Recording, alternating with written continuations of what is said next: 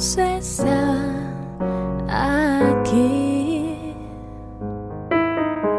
tan cierto como el aire que respiro. Dios, al crear al hombre para que tenga parte en su vida bienaventurada, está muy cerca de él y por ello le llama y le ayuda a buscarlo, a conocerle y a amarle con todas sus fuerzas.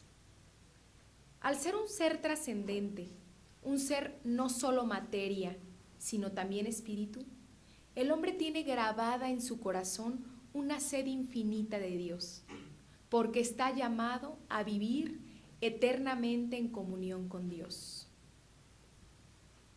Desde que el hombre es hombre, ha manifestado a través de oraciones, sacrificios, cultos y meditaciones su naturaleza religiosa.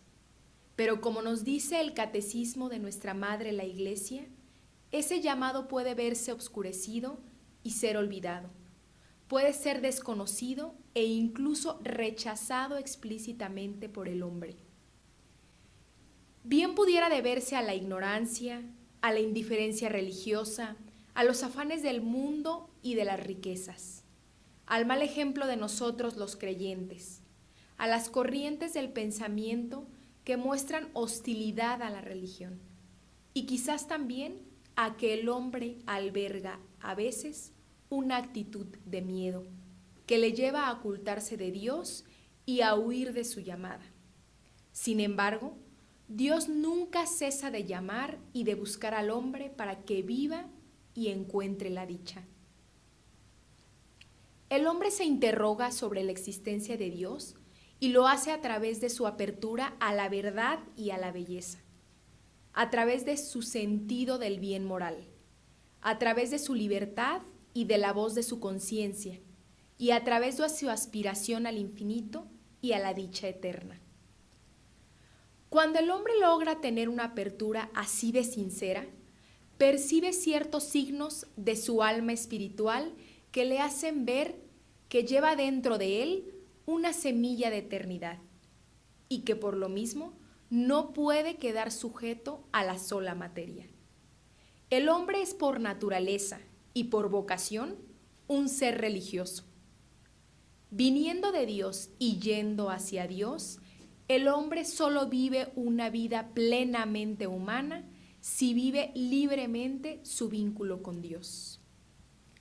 Pues bien, es nuestro propósito que a través de este tema podamos dejar claro cómo el hombre puede llegar al conocimiento de Dios y ver cómo lo puede hacer a través de varias maneras.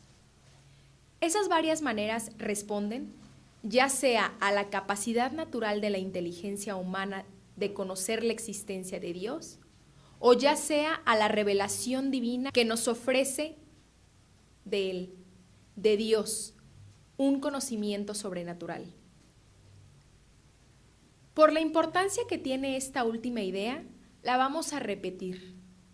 Esas varias maneras de conocer la existencia de Dios responden ya sea a la capacidad natural de la inteligencia humana de conocer la existencia de Dios, o ya sea a la revelación divina que nos ofrece de Él, un conocimiento sobrenatural.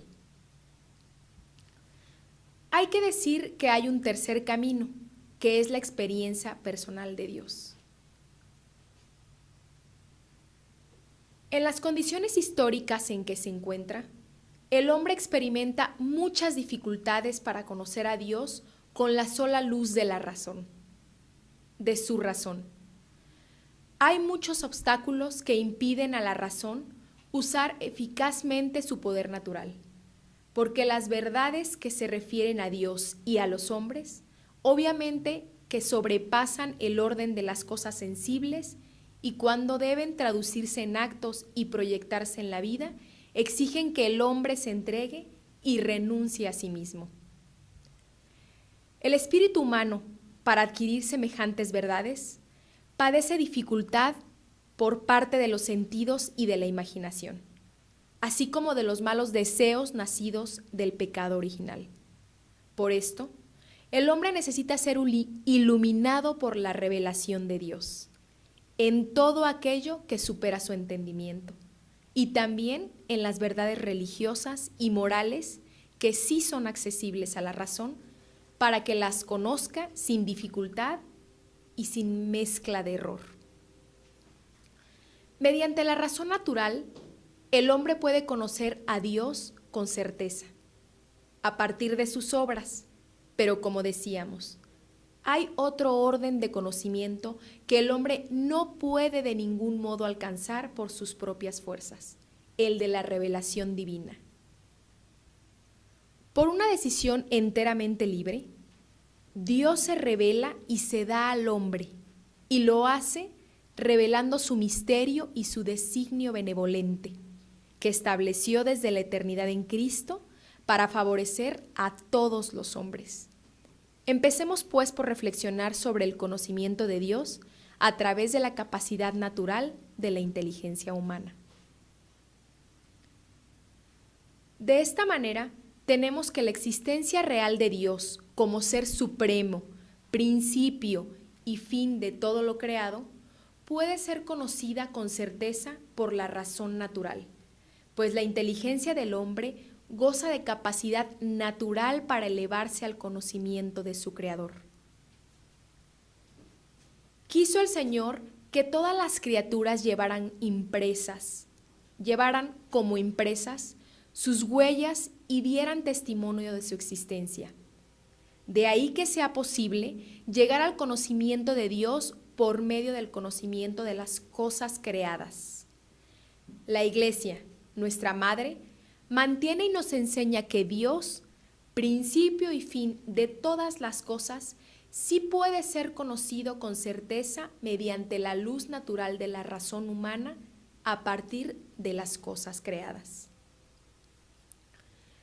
La reflexión sobre el conocimiento de Dios en cuanto fundamento o causa primera de los seres finitos o creados va de lo conocido a lo desconocido, de lo sensible a lo espiritual y de los efectos a la causa suprema. Por ejemplo, si veo un reloj, lo primero que pienso es que hubo un relojero que lo construyó. Razonamiento similar podemos hacer al reflexionar sobre el cuerpo humano, que es una maquinaria inmensamente complicada en cualquiera de sus partes, como por ejemplo los ojos, que son toda una maravilla. Podrá notarse en este simple ejemplo que partimos de algo conocido, que es el reloj o el cuerpo humano, para transitar hacia su origen y desde luego hacia su hacedor. Este conocimiento responde a la estructura de la inteligencia humana, porque el hombre conoce con facilidad las cosas sensibles y concretas, que percibe de modo inmediato. Esta piedra, aquel árbol, el viento que arrastra esta piedra y el crecimiento de aquel árbol. A partir de este conocimiento inmediato, la inteligencia del hombre es capaz de abstraer, o sea, de concebir mentalmente las esencias de esas cosas sensibles, sea el concepto de piedra, de árbol, de movimiento, de vida, etc. Santo Tomás de Aquino estableció una serie de vías para demostrar la existencia de Dios. Estas pruebas constituyen la demostración más sencilla, pero a la vez más profunda de la existencia divina, y han alcanzado un gran prestigio. Aunque este santo estableció varias vías concretas para el conocimiento de Dios, sin embargo, en este tema solo abordaremos la primera de ellas, por considerar que es la que podemos poner en términos más accesibles. No perdamos de vista que aún seguimos en el primer camino que nos lleva al conocimiento de Dios, que es a través de la inteligencia humana. Antes de explicar la primera vía que Santo Tomás propone, recordemos que en filosofía se le da el nombre de movimiento a todo cambio o modificación que exista. Por ejemplo, si un pedazo de madera pasa de lo frío a lo caliente, eso es un movimiento. Otro ejemplo, El crecimiento de una planta de un día para otro, eso también es un movimiento. Un ejemplo más. Tomando del orden no físico, sería este. Una persona que observa un daño en su casa y mentalmente decide que lo arreglará en breve tiempo.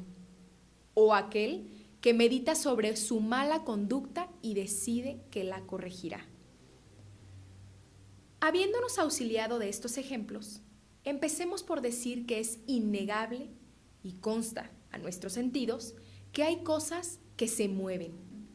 Y repito, no se trata solo del movimiento en sentido físico, sino cambios de una condición a otra, de un ser a otro. Ahora bien, todo lo que se mueve o se cambia, o se muda o se transforma, lo hace porque es movido por otro, ya que solo se mueve algo cuando está en potencia respecto de aquello que lo mueve. En cambio, mover requiere estar en acto, ya que mover no es otra cosa que hacer pasar algo de la potencia al acto.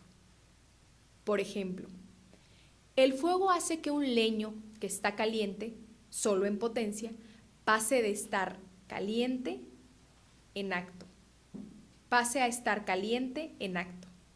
Pero no es posible que una misma cosa esté a la vez en potencia y en acto respecto a lo mismo. Dicho de otra manera, es imposible que una misma cosa sea, por lo mismo y de la misma manera, motor y móvil, como también lo es que se mueva a sí misma. Por consiguiente, todo lo que se mueve es movido por otro. Repitamos esta última conclusión. Todo lo que se mueve es movido por otro. Pero si lo que mueve a otro es a su vez movido, es necesario que lo mueva un tercero, y así sucesivamente. Pero no se puede seguir indefinidamente, porque si así fuera, no habría un primer motor, pues los motores intermedios no se mueven más que en virtud del movimiento que reciben del primero. Lo mismo que un bastón, nada mueve si no lo impulsa la mano. En otras palabras, no se puede pensar en una serie infinita de causas, pues lo único que se hace es aplazar indefinidamente el problema, pero no buscar la solución. Por consiguiente, es necesario llegar a un primer motor que no sea movido por nadie. Este primer motor, que no es movido por nadie, es el que todos entienden por Dios.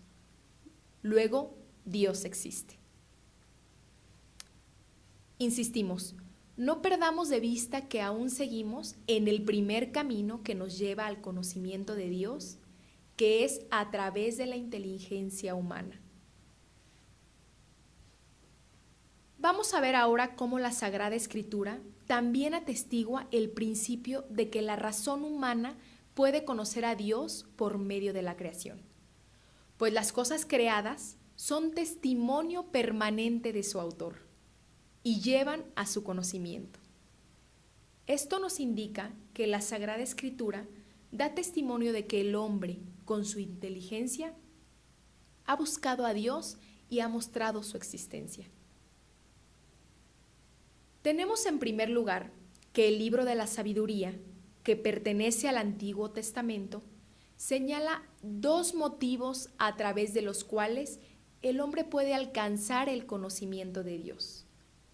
Uno es la belleza que hay en las criaturas, o sea que, por la contemplación de las diversas bellezas creadas, el hombre puede alcanzar el conocimiento de aquel que es la fuente de toda belleza.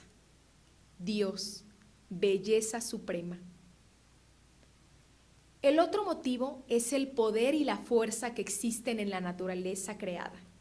Es decir, las fuerzas de la naturaleza son un reflejo de la omnipotencia de aquel a quien se someten todas las potencias.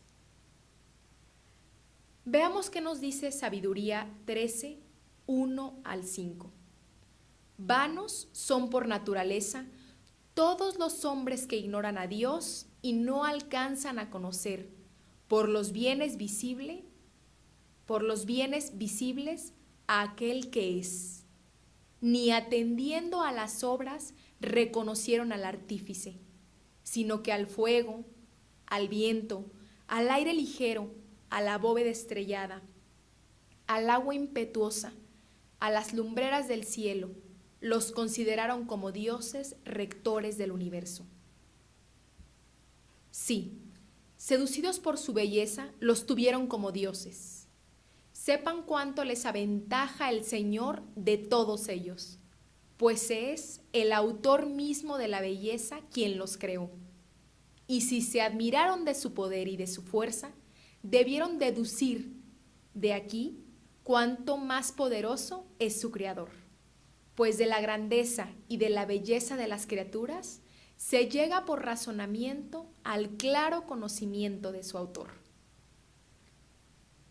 Como ven ustedes, este hermoso pasaje hace un llamado de atención a los hombres de todos los tiempos, que viendo las obras magníficas de la creación, teniendo ante sus ojos esas maravillas, las consideran como dioses en sí mismas y no como son, como criaturas hechas por alguien infinitamente más grande.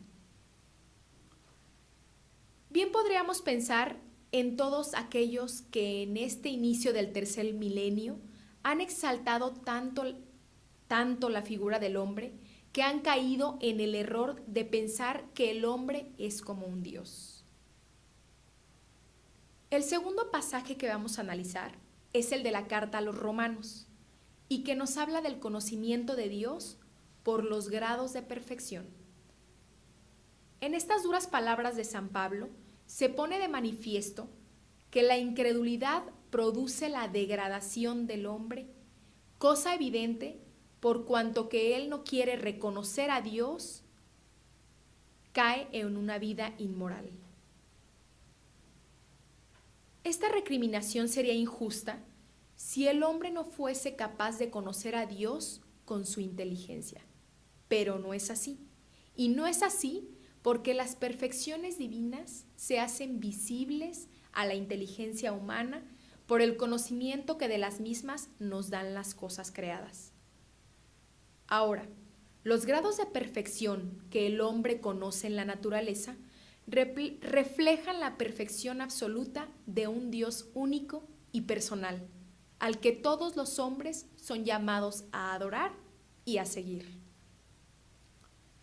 Nos dice pues Romanos 1, 20 y 22.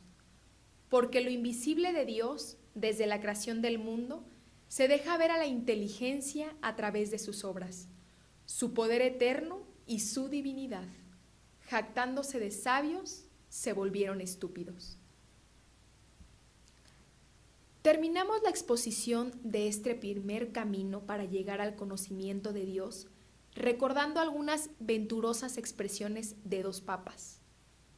De Pío IX, que dijo: declaro que la razón humana, aunque oscurecida por la primera culpa, puede comprender, explicar y demostrar ciertas verdades del orden filosófico como la existencia, naturaleza y atributos de Dios. Y la otra, de Pío X, que dijo solemnemente: declaro que la existencia de Dios puede ser conocida con certeza y por lo mismo puede ser demostrada por todas las obras visibles de la creación como causa por los efectos. Como la causa por los efectos. Finalmente mencionaremos una frase de Chesterton que decía: denme cualquier cosa de la naturaleza que me servirá de punto de partida para una vida hacia Dios. Punto 1. El hombre puede llegar al conocimiento de Dios a través de la luz de su inteligencia humana. B. A través de la revelación divina, la cual le ofrece de él un conocimiento sobrenatural. C. A través de la experiencia personal de Dios. En las condiciones históricas en que se encuentra, el hombre experimenta muchas dificultades para conocer a Dios con la sola luz de su razón. Por ello, necesita ser iluminado por la revelación de Dios, no solo acerca de lo que supera su entendimiento, sino también sobre las verdades religiosas y morales que son accesibles a la razón. Punto 2. Acerca de cómo puede el hombre llegar al conocimiento de Dios mediante la capacidad natural de su inteligencia, se reflexionó sobre la primera de las varias vías que propone Santo Tomás. 2 de muchos pasajes de la Biblia que atestiguan que la razón humana puede conocer a Dios son Sabiduría 13, 1 al 9 y Romanos 1, 20 y 22. En el próximo tema se abordarán los otros dos caminos para llegar al conocimiento de Dios, que son la revelación divina y la experiencia personal de Dios.